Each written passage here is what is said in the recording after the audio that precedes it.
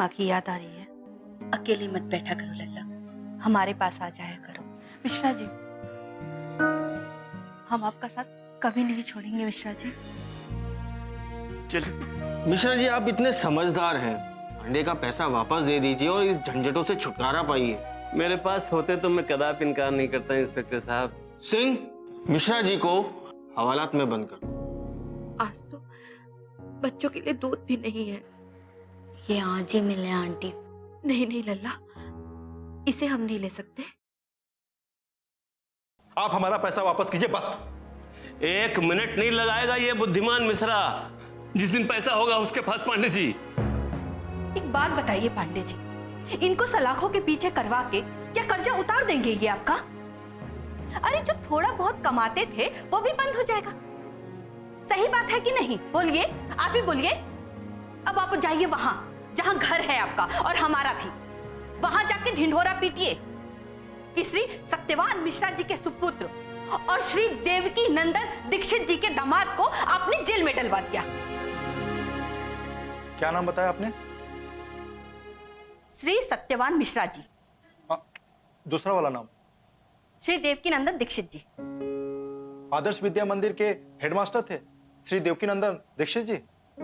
हाँ, बाबूजी थे हमारे। अब इसमें भी कोई आपत्ति है आपको?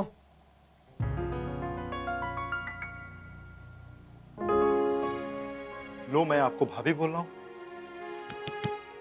आप तो मेरी दीदी हुई।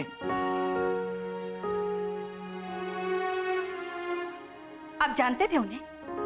अरे वो हमें मुर्गा बनाकर कुकड़ू नहीं करवाए होते तो आज ये बंदा ढंग का बंदा नहीं हुआ होता। अच्छा, तो उनका बदला हमसे ले रहे हैं पांडे जी? जीजा जी, हम शर्मिंदा हैं, हमसे गलती हो गई।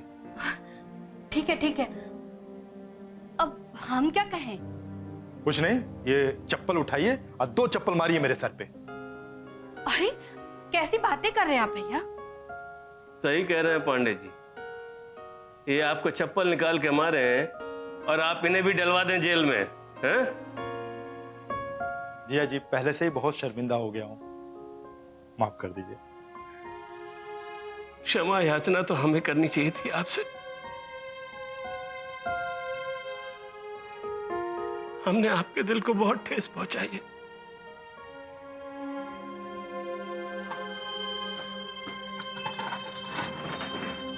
संभाल के बच्चे।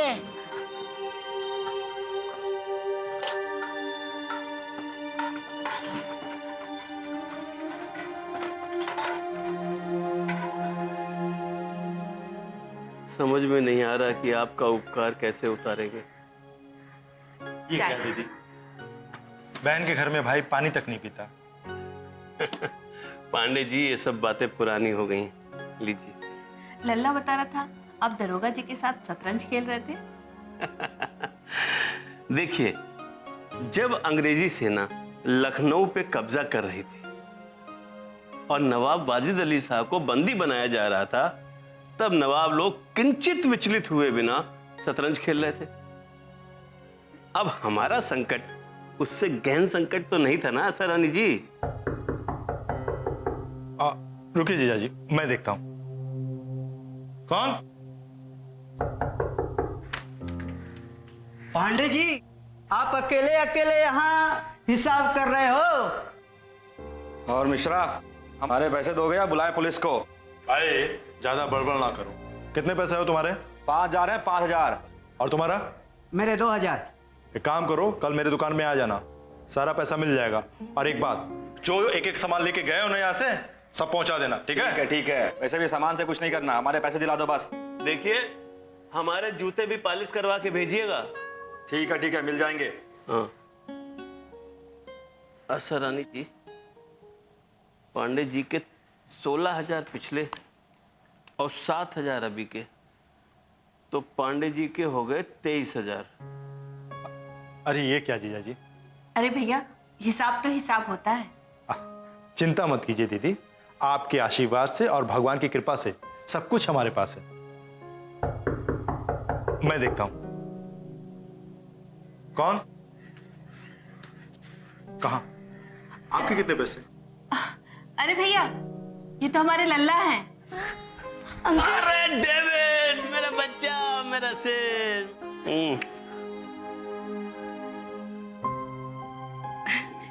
ये वाला देखिए मिश्रा जी। सुंदर, बहुत सुंदर। ये वाला? ये कार्यालय के लिए उचित है। अच्छा। आओ डेविड, हम तुम्हारी ही प्रतीक्षा कर रहे थे। आज आशा रानी जी ने हमारी कारावास यात्रा की समाप्ति के उपलक्ष्य में विशेष नाश्ते का आयोजन किया है। अच्छा लल्ला, तुम भी देखो और बताओ कौन सा सोफा अच्छा लगेगा। आप नया फर्नीचर खरीद रहे हैं आंटी? नहीं, पसंद कर रहे हैं। यदि जीवन में कभी सुखद मोड़ आता है, जिसकी भविष्य में हमें संभावनाएं दृष्टिगोचर हो रही हैं, तो हमें अपने रहन सहन में परिवर्तन अनिवार्य हो जाएंगे। तो हमें अपना कपड़ा लत्ता घर गाड़ी सब कुछ उच्च वर्ग जैसा करना होगा।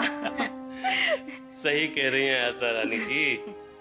डेविड, आज मैं तुम्हारे साथ कुछ ऐसे विचार साझा करने जा रहा हूँ जिनकी अनुभूति हाल ही में नवीन अनुभवों से मेरे मन मस्तिष्क में और भी प्रबल हुई। बुद्धिमान मिश्रा के कथन को गांठ बांध लो। जिस कार्य को आज कर सकते हो उसे कदापि कल पर मत टालो। हमारे बाबूजी भी यही कहा करते थे। आपके बाबूजी महान थे आशा रानी जी, उनकी बातें महान थी। शोक की बात यह है आशा रानी जी कि वो शीघ्र इस नश्वर संसार से प्रस्थान कर गए। एक वर्ष और जी जाते तो अपनी जीवन का शतक पूर्ण कर लेते। संक्षेप में समय के सिद्धांत की बात करें तो वो एक पग आगे ही चलते थे। उदाहरण के लिए हमारे विवाह को लेकर देख लीजिए, समय से पहले ही कर दी। अब मेरा द्वितीय परामर्श सेवन करो डेविड। यदि 100 रुपया अर्जित करो तो 99 रुपया व्यय करो। परिणाम महासुख। और 100 रुपया अर्जित करो और 101 व्यय करो तो परिणाम महानाश। भाग्य का सूर्य अस्त हो जाएगा, प्रकाश पुंज बुझ जाएगा, महत्वाकांक्षाएं धूमिल हो जाएंगी। संक्षेप में कहा जाए तो कष्ट ही कष्ट भोगोगे। मैं आपकी बातें याद रखूंगा। यद्यपि ये भी शाश्वत सत्य है कि ये मंद बुद्धि, जिसे विश्व बुद्धिमान मिश्रा के नाम से जानता है, उसने कभी भी इस सिद्धांत का अनुसरण नहीं किया ना ही कर पाएगा।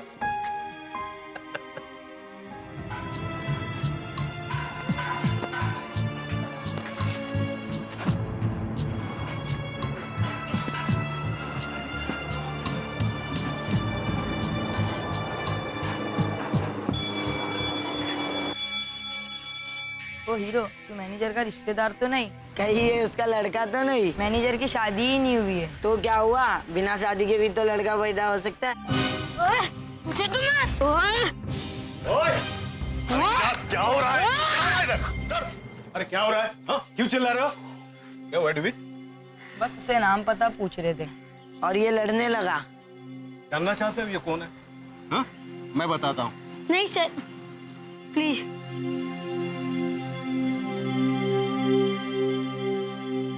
चलो जाओ जाओ, घर पे चले जाओ।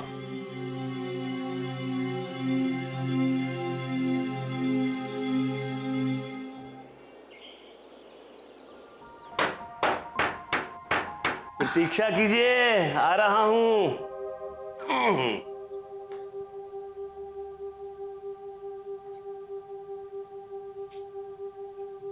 आइए आइए। अरे लल्ला, आज आते ही अपने कमरे की तरफ चल दिए। सारांश और व्याख्या के साथ खेलेंगे नहीं? लल्ला, इधर आइए,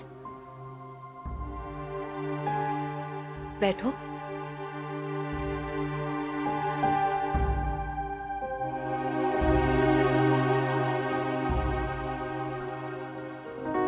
हाय हाय, ये क्या हो गया? डेविड, किसी से मारपीट हुई है क्या बेटा? नहीं अंकल, वो मेरे साथ के लड़के वो और तरह के बालक हैं डेविड। उनसे अंतर बनाए रखने में ही बुद्धिमत्ता है। मैं तो उनसे दूर ही रहता हूँ अंकल। वही मुझसे। हम इसके लिए हल्दी वाला दूध बना के लाते हैं। नहीं आंटी, आप जरा इसको संभालिए।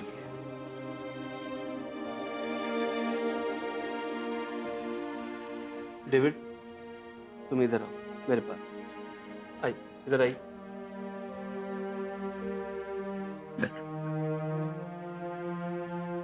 अब मेरी बात एकाग्र होकर सुनो। जब से तुम्हारा आगमन हुआ है मैंने बहुत निकटता से तुम्हारा अवलोकन किया है, तुम्हारी गतिविधियों का अनुसरण किया। मैंने तुम्हारी उत्कृष्ट क्षमताओं, संवेदनशीलता एवं बुद्धिमत्ता को देखा परखा है और मैंने ये निष्कर्ष निकाला है कि तुम्हारा जन्म इस निर्मम चक्की में पिसने के लिए नहीं हुआ। ना तो तुम्हारी शारीरिक और मानसिक अवस्था और ना ही तुम्हारी आयु इस तरह के श्रम के अनुकूल है। इसलिए संक्षेप में कहा जाए तो मेरा स्नेहमयी सुझाव है कि तुम्हें यहाँ से शीघ्र प्रस्थान कर जाना चाहिए। मिस्टर मर्स्टोन के पास चले जाओ, इससे अच्छा तो मैं यहीं रहूं। मैं उस हृदयहीन के पास जाने की सम्मति नहीं दे रहा हूँ डेविड। तो कहाँ जाऊंगा मैं? कोई और सगा संबंधी? मेरी मम्मा यतीम थी, किसी ऑर्फनेज में पली थी। ओह, और तुम्हारे पिताजी मिस्टर स्वर्गीय कॉपरफील्ड? वो तो मेरे पैदा होने से पहले। वो मुझे ज्ञात है। अब मेरा प्रश्न था कि उनका कोई सगा संबंधी? नहीं, उनका भी कोई नहीं। ओहो। हाँ, एक आंटी है पापा की। मैंने उन्हें कभी देखा तो नहीं है, पर पता है कि वो कहीं नामची के पास रहती है। उनका नाम ज्ञात है? नाम तो नहीं पता, पर पता कर सकता हूँ। अति उत्तम। तो तुम अपनी आंटी को पत्र लिखकर समस्त सूचनाएं प्राप्त करो जो वो तुम्हें दे सके, और अति शीघ्र अपने पिताजी की आंटी के पास प्रस्थान कर जाओ। मैं वहां नहीं जा सकता अंकल। क्यों? क्योंकि मम्मा ने बताया था वो बहुत चिड़चिड़ी है। किंतु जब उन्हें ज्ञात होगा कि तुम कौन हो तो तुम देखना, वो तुम्हें अपने हृदय से लगा लेंगी। ऐसा नहीं होगा अंकल, मुझे पता है। क्यों नहीं होगा? क्योंकि जब मैं पैदा हुआ था वो आई थी मुझे देखने। उन्हें लड़की चाहिए थी। जब उन्हें पता चला कि लड़का हुआ है तो मुझे बिना देखे ही चली गई। ओह, फिर तो लल्ला, हल्दी वाला दूध। अम्मा कहती थी हल्दी वाला दूध चोट में बहुत काम आता है। नहीं आंटी। आंटी की बात नहीं मानोगे ना तो आंटी को कान खींचना भी आता है। लो पियो। पी लो बेटा, पी लो। पी पी पी।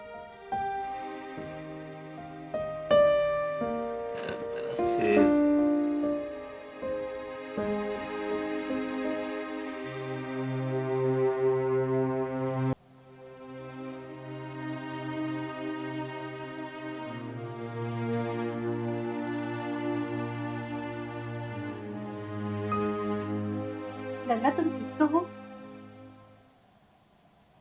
मैं ठीक हूँ आंटी। हम तुम्हें कुछ बताने आए हैं यहाँ। डेविड, हम शहर छोड़ के जा रहे हैं। कहा? मुंबई।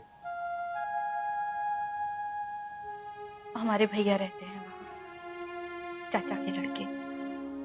हमने उन्हें खत लिखा था, उन्होंने हमें बम्बई बुलाया है। बोले हैं कि मिश्रा जी के काम के लिए कुछ ना कुछ कर देंगे। तुम चिंता ना करो, हम घर की चाबियां तुम्हें सौंप कर जाएंगे। जब तक तुम्हारी इच्छा हो यही तुम्हारा निवास स्थल रहेगा। मैं अकेला क्या करूँगा? पांडे भैया है ना यहाँ, कोई भी जरूरत होगी तो उनके पास चले जाइएगा। मैं आप लोग के बिना कैसे रहूंगा आंटी? अरे क्या कर रही हैं आशा रानी जी? बालक है, रुलाएंगी क्या? हाँ, चलो।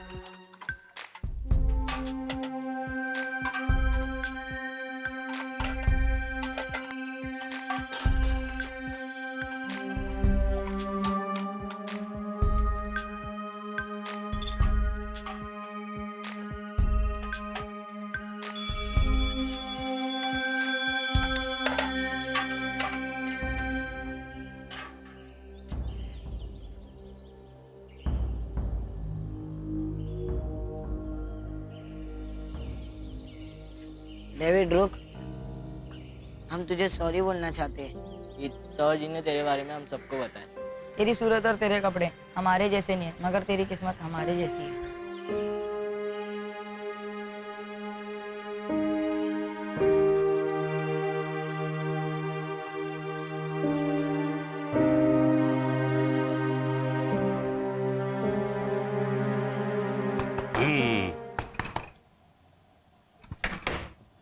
श्रीमान डेविड, आइए, स्वागत है। आज ये बुद्धिमान मिश्रा आपको जादू दिखाता है। ये रहा आपका जादू। Spaghetti aunty.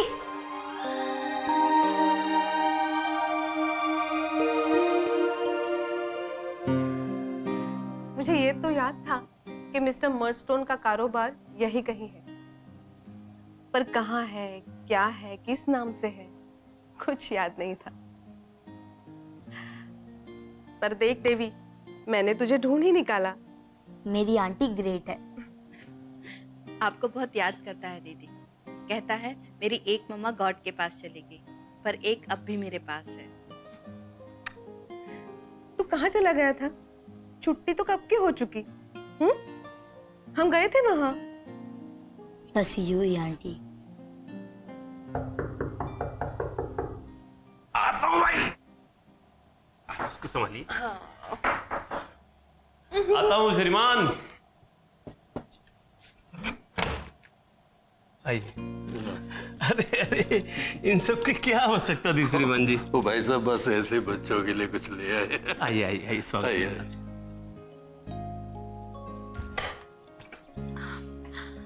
इसके लिए दौड़ाया था इन्हें बाहर दीदी? पहले कहाँ पता था घर में बच्चे हैं। नहीं नहीं ठीक है, रहने दीजिए। जैसी आपकी इच्छा। आंटी, पापा की आंटी कहाँ रहती है आपको पता है? ठीक से तो पता नहीं है, पर नामची के आगे एक गांव है, शायद वहां रहती है। पर तू क्यों पूछ रहा है? नहीं पैगेटी आंटी, आंटी और अंकल यहाँ से जा रहे हैं। अच्छा, तो तू वहां जाने की सोच रहा है? वो पुत्र जी, तुम्हारी आंटी रोज तुम्हारा रूम साफ करती है। मुझे पता है अंकल, पर मैं एक बार पापा की आंटी से मिलना चाहता हूँ। देवी, उनकी जुबान बहुत कड़वी थी, पर तुम्हारे पैदा होने से पहले उन्होंने मुझे जोर से आवाज लगाई थी, पैगेटी, डॉक्टर को बुलाओ जल्दी। तब उस आवाज में कुछ था देवी। तुम जाना चाहते हो तो जरूर जाओ, पर ये याद रखना बेटा कि तुम्हारी आंटी जिंदा है। और पुत्र जी एक बात और, बख्शी भी तैयार है।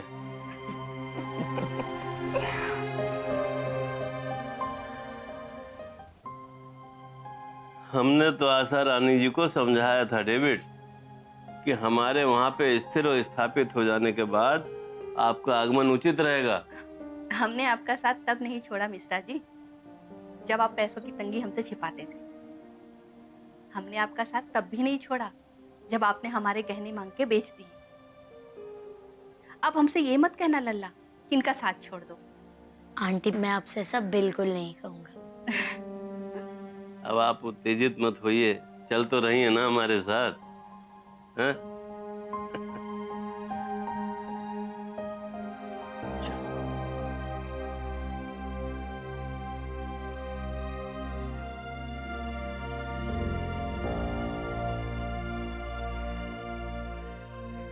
तुम सदैव हमारी स्मृतियों में रहोगे डेविड। जीवन में कभी अगर अवसर मिला और सामर्थ्य ने अनुमति दी तो ये बुद्धिमान मिश्रा कुछ भी करने के लिए सदैव तत्पर रहेगा तुम्हारे लिए।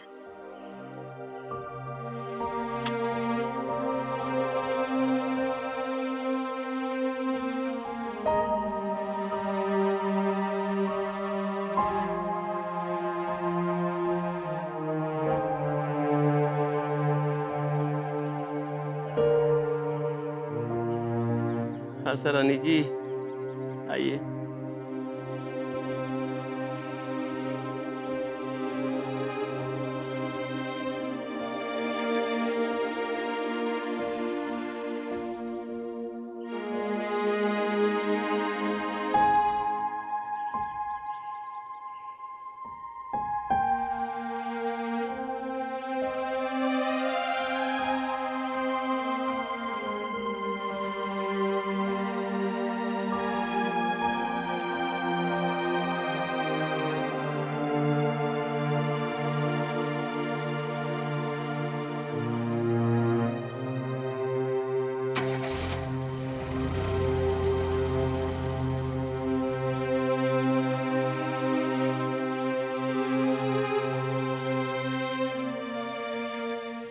आज लेट कैसे हो? सर आज मैं काम करने नहीं आया हूँ, मैं यहाँ से जा रहा हूँ। बस तो देख लो, इसे कहाँ उठाए भागोगे? तुम पता करके आ जाओ, तब तक मैं रुकता हूँ। 60 रुपए और निकालो बच्चे।